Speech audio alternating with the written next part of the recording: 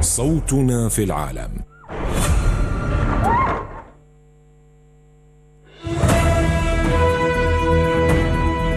This is the English service of Radio Algeria International. It's time for the news.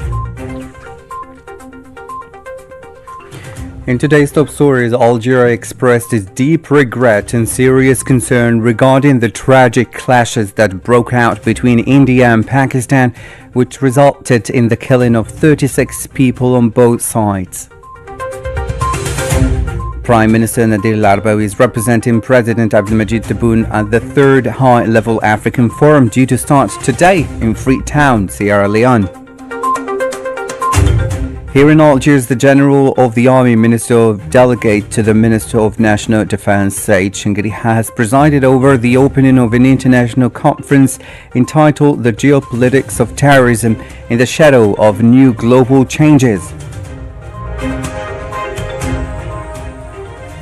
The Palestinian Prime Minister Mohammed Mustafa declared the Gaza Strip a famine zone.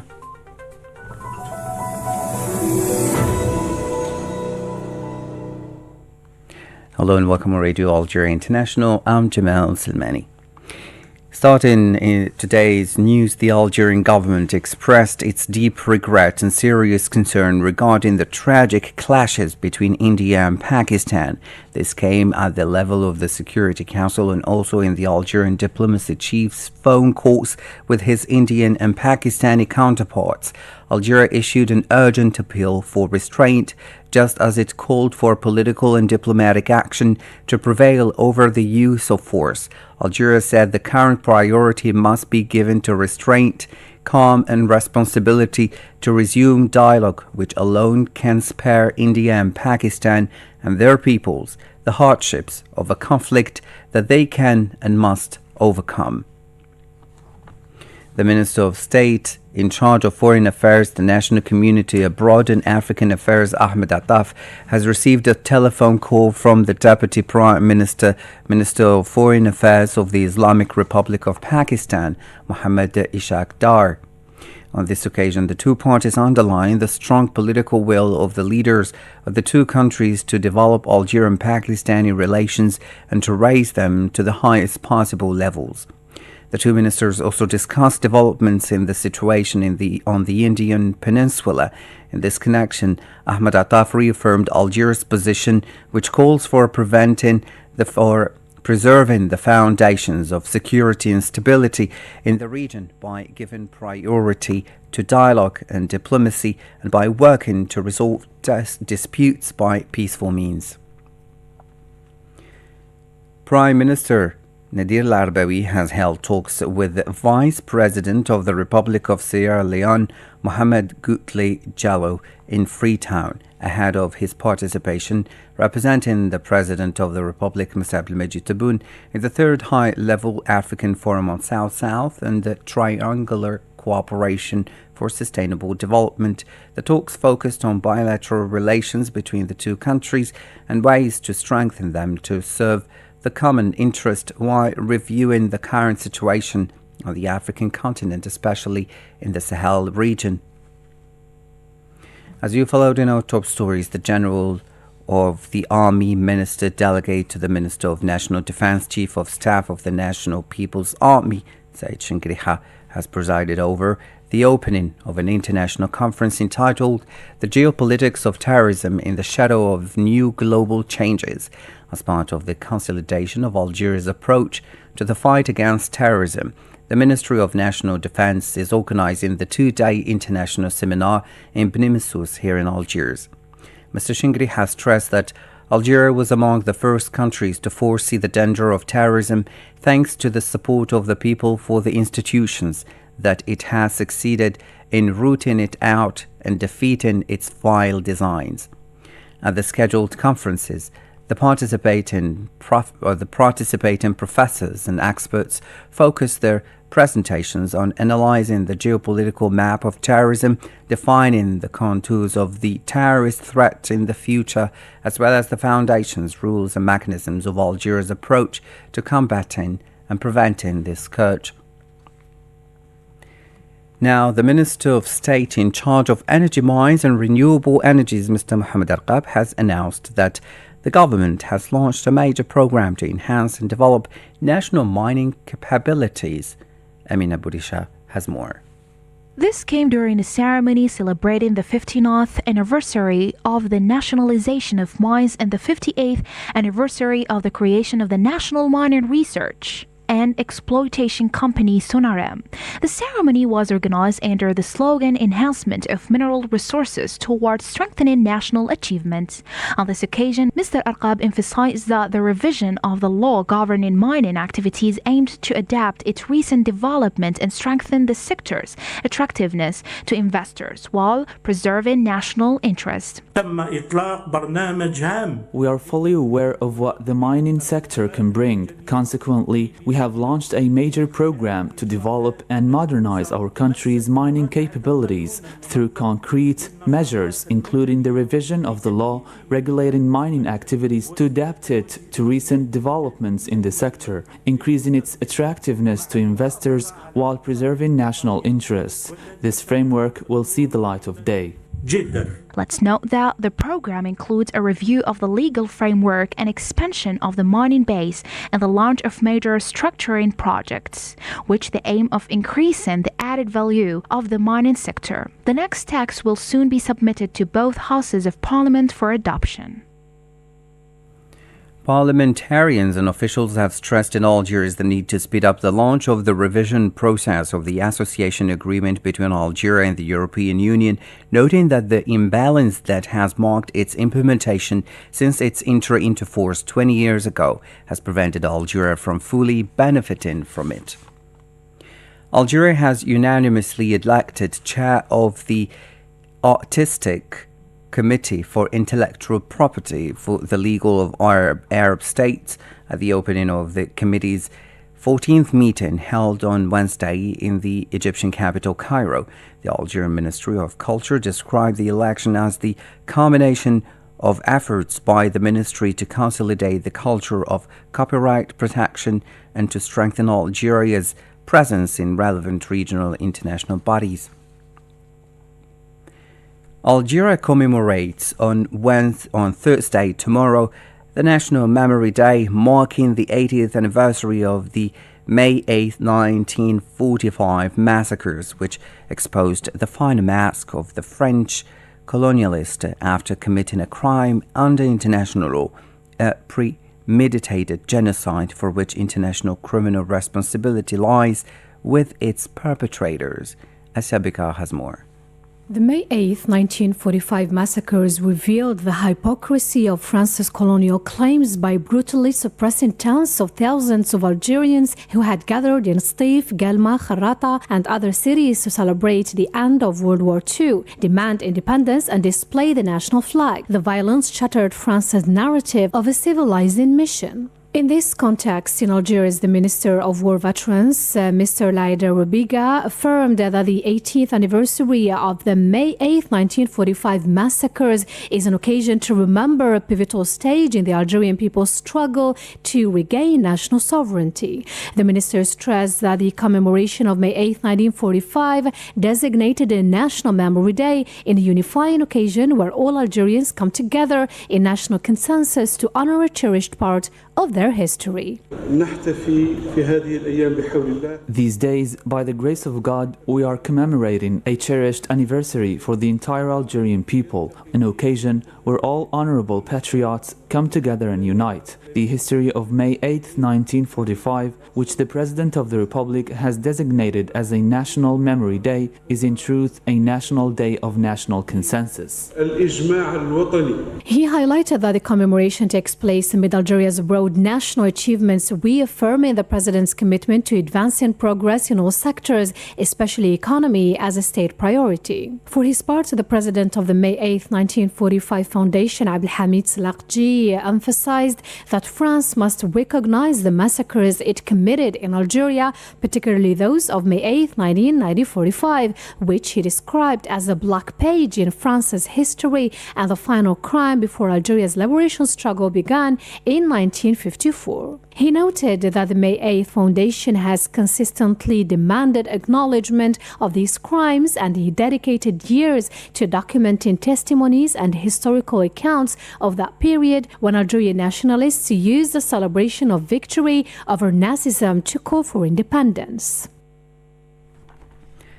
The Secretary of State to the Minister of Foreign Affairs in charge of national community abroad, Sofiane Shaib, has received representatives of Algerian associations active in several European countries on the occasion of their visit to Algeria to take part in the celebration of the National Day of Remembrance, commemorating the 80th anniversary of the massacres of the 8th of May 1945. On this occasion, Sofiane Shaib affirmed that the state is keen to involve the national community abroad in the program to celebrate this date, which has been declared by the country's high authorities to be the National Day of Remembrance in commemoration of this pivotal stage in our nation's history. As you followed in our top stories, Palestinian Prime Minister Mohammed Mustafa declared the Gaza Strip a famine zone. During a press conference on the deteriorating humanitarian situation in the Gaza Strip, attended by the government's Emergency Operations Room, Mustafa called on the entire UN system to immediately activate its mechanisms and treat Gaza as a famine zone. He called on the international community to implement UN resolutions prohibiting the use of starvation as a weapon of war. He also called on all UN member states to take urgent action in accordance with their obligations under international humanitarian law and to all recognize the catastrophe and famine. The worsening famine in Gaza has reached catastrophic proportions against the backdrop of the total and illegal blockade imposed by the Zionist entity for over 60 days on the Palestinian enclave, where it has decided to extend its aggression to occupy the besieged territory. More in this burning issue with Amina Bourisha. Food stocks are almost exhausted and prices have risen by more than 500% since October 2023, exacerbating malnutrition, particularly among children, pregnant women, the sick and the elderly, who are the most vulnerable groups affected by the crisis. Dozens of deaths have been reported due to the malnutrition or lack of medical care. What is happening in Gaza is an abomination, denounced the Deputy Director General of the World Health Organization, who expressed his anger at the invitation to come to the aid of the population victims of barbaric Zionist genocide. For its part, the Euromed Human Rights Monitor warned that the famine in Gaza had reached catastrophic proportions. It noted a sharp increase in the adult mortality rate among the inhabitants of the Gaza Strip, alongside alarming levels of infant mortality during the longest total blockade imposed by the Zionist entity since the start of its genocidal campaign. In the same context, the United Nations Relief and Works Agency for Palestine Refugees, UNRWA, said that its medical services were woefully under-resourced due to the Zionist blockade of all humanitarian aid to Gaza. The spokesman for the International Committee of the Red Cross, ICRC, Christian Carden, said that humanitarian aid must be delivered immediately to Gaza and must not be politicized by the Zionist entity. UN Secretary General Antonio Guterres said that he was alarmed by this plan, adding that it will inevitably lead to countless more civilian deaths and more destruction in Gaza. For its part, the Palestinian resistance movement Hamas said that the Zionist occupation's plans to extend its ground aggression into the Gaza Strip represented a determination to commit more war crimes against innocent civilians in Gaza. The UN Special Rapporteur on the situation of human rights in the occupied Palestinian territories, Pedro Agudo, has said that some 2.1 million Palestinians are facing serious water crisis in Gaza, noting that almost 70% of the water infrastructure had been destroyed by the Zionist occupation. In a statement relayed by the Palestinian news agency Wafa, Pedro Agudo said that the Zionist occupation had systematically destroyed water infrastructure and prevented access to sources of drinking water in Gaza, pointing to a serious crisis facing some 2.1 million Palestinians. in the Palestinian enclave. Describing these acts as a deadly silent bomb, the UN official added that the vast majority of the Palestinian population of Gaza only have access to very limited quantities of water or receive contaminated water that poses a serious threat to their health. You're still listening to Radio Algeria International. Now to the Western Sahara file. Spanish MPs and senators have called on their country's government to respect the Sahrawi people's right to self-determination, underlining that Spain, as a former occupying power, has a historical responsibility towards Western Sahara. They were speaking during the appearance of the Minister of Foreign Affairs José Manuel Álvarez before the Senate and the Foreign Affairs Commission of the Congress of Deputies. The details in this report by Said Bougazi. The Basque Nationalist Party Senator Luque Uribe Echevarria Apalategui reminded the head of the Spanish diplomacy of his party's disagreement with the government's U-turn on the Western Sahara issue. He notably deplored the fact that this radical change in the Spanish government's position aligns itself with Morocco's unacceptable position and moves away from a solution based on the United Nations Charter for the Lost Colony in Africa, which should respect the Sahrawi people's right to self-determination. The Basque senator also reminded José Manuel Álvarez of the Spanish state's historic responsibility towards the Sahrawi people and the absolute neglect to which it has subjected these people who have the right to exist in freedom and to live in peace and harmony with their neighbors. For his part, the spokesman for the People's Party, PP, Carlos Floriano, denounced the external action strategy presented by José Manuel Álvarez, pointing out that it is nothing more than a strategy of submission towards Morocco. He underlined in this respect that abandoning the Sahrawi people to their fate by departing from the traditional Spanish position was a terrible decision. The spokesman for the Euskal Herria Bildu Party, John Inarito Garcia, said that the price to be paid for Spain's relations with Morocco cannot be the abandonment of Western Sahara. I think you made a mistake 3 years ago. You were wrong, and I think the government should take account of the mandates given to it by this House to rectify this about turn, he declared. India has bombed several sites in Pakistan and Pakistan-administered Kashmir, killing 26 people, with the death toll expected to increase. 10 others were killed in Indian-administered Kashmir. Masoud Sharfi has more.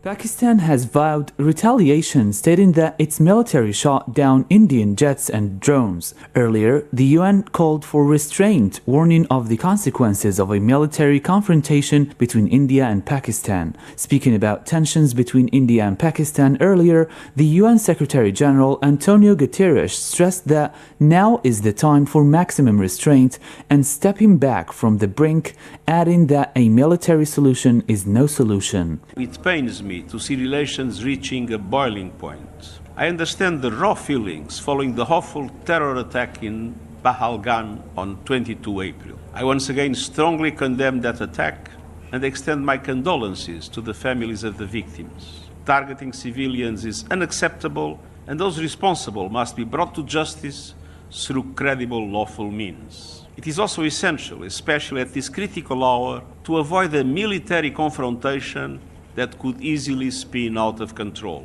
Now is the time for maximum restraint and stepping back from the brink. That has been my message in my ongoing outreach with both countries. Make no mistake, a military solution is no solution. Nations called for the restraint, calling on both India and Pakistan to prioritize peace and stability, remain calm and restrained, and avoid taking actions that further complicate the situation.